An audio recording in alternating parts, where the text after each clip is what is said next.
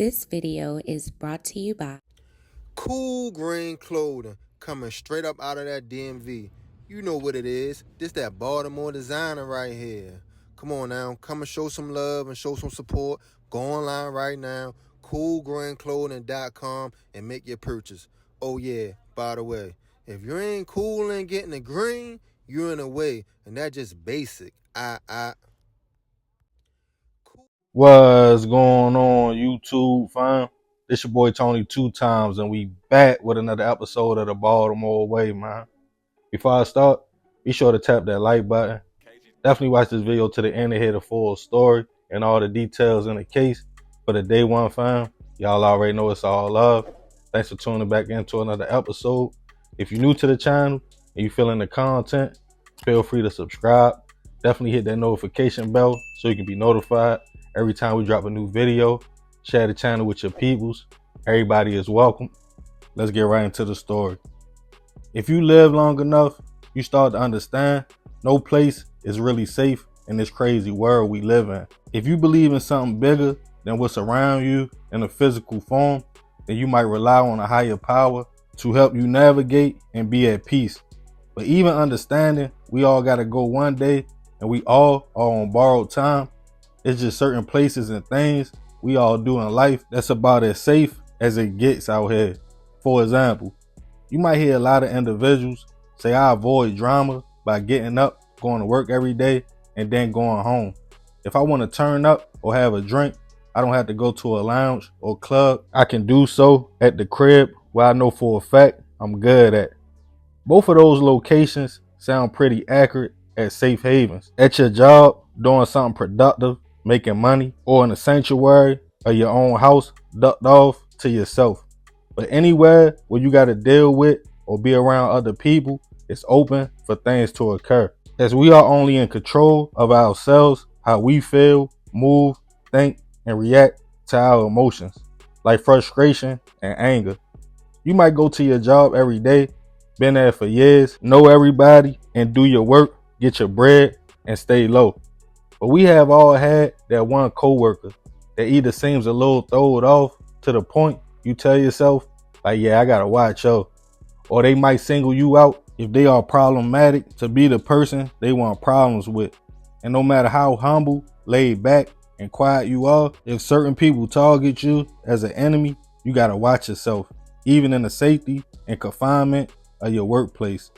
And on this episode of the Baltimore Way, we'll be discussing a recent tragedy of a man who was slain by a co-worker in the break room of their job.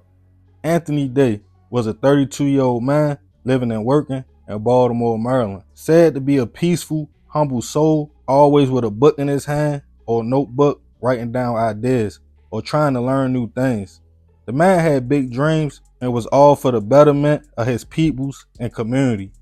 Anthony loved nature, planting fruits and vegetables, being in tune with himself and his environment, known to make friends easily or hold a conversation with anyone, even a perfect stranger, willing to listen, take notes, or debate if you wanted to discuss certain topics.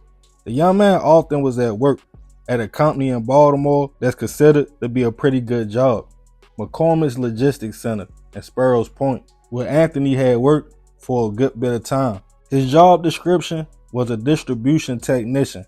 The company, of course, we all know, makes spices and other items, but also ships products and trade worldwide.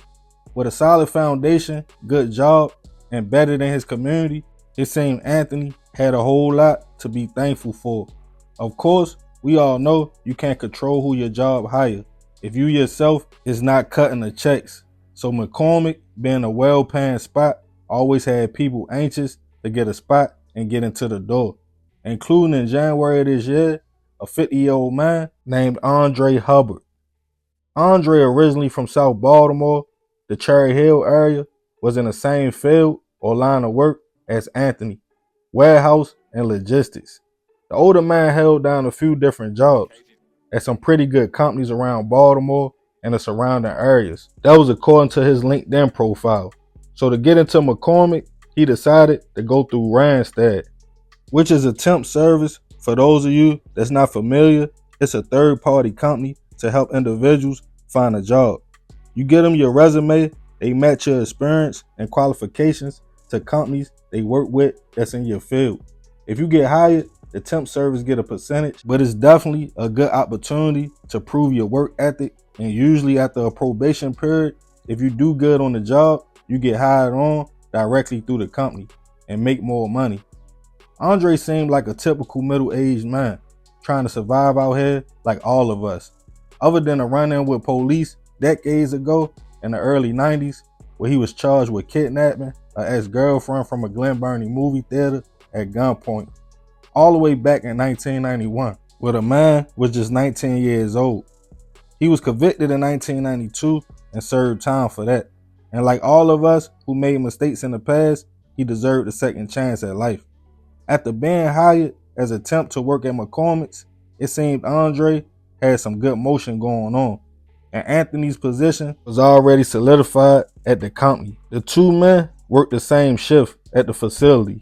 After about a month and a half at the job, it seemed for whatever reasons, Andre had found issues with Anthony, either pertaining to the job or personal. But as we all know, if you have an issue with a coworker, you try to stay out their way, or them stay out your way. So y'all both do your jobs, get paid, and you don't let nobody trick you out your position and livelihood, especially if you are Anthony. And Andre is just a temp. But no one could imagine what would happen next. On January 16th of this year, Anthony had a shift to work. So he got ready, did his regular routine, and headed to the job. Working that night as well was also Andre. As co-workers all chopped it up in a break room, Andre kept staring at Anthony with a grit on his face. As Anthony tried to brush it off, after a few minutes, about 9 p.m., Andre got up from where he was sitting at, pulled the knife from his shirt pocket, walked up to Anthony, and stabbed the man twice, while saying, "Told you I was going to get you." Co-workers who witnessed the situation were in shock as Andre fled the scene. Baltimore County Police was called to the facility to find Anthony bleeding from what seemed to be wounds to the upper body. He was rushed to a local hospital in critical condition. Back at the company, co-workers of both men stated Andre was geeking, just staring at Anthony for minutes like he wanted to fight, but nobody was expecting him to pull out a knife. They all claimed he said to the man, "I told you I was going to get you," after the fact, for fleeing the scene. The situation was caught by cameras in the building, and a search began for Andre.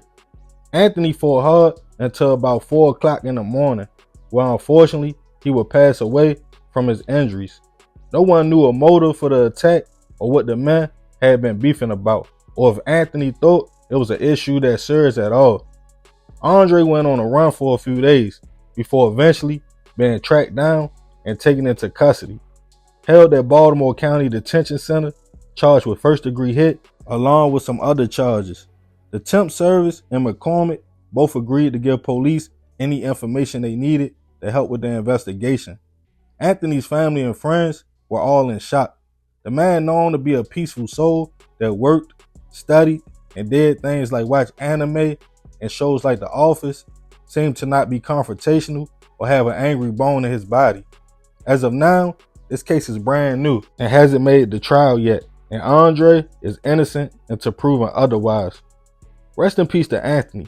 I send my deepest prayers and condolences to his family. I don't know what the issue was or why Andre decided to target the man, even how he allegedly did it all at work, on the clock, in the break room, around cameras and witnesses. He must have felt the issue he had was that deep. It's unfortunate that places that we assume are safe are not even really that. Nobody thinks I might lose my life at work unless you do some kind of dangerous job. Andre was only at the company for 40 days. I know for a fact some people don't even feel comfortable conversating with coworkers until after like 3 or 4 months, or till they really get to know you, the vibe, and politics of the company. To go from work to a cell is crazy. I'ma leave this one open for discussion. Do y'all think this was a work dispute or something deeper? Let me know your thoughts in the comments. Yeah, man, crazy situation. Rest in peace, Anthony. I definitely send my prayers to his people. But I ain't gonna talk too much more about this one. Y'all let me know what y'all think in the comments. I appreciate you if you made it to the end. It's another episode of the Baltimore Way. Y'all already know it's all love, fam. It's your boy Tony 2 times. I'm out.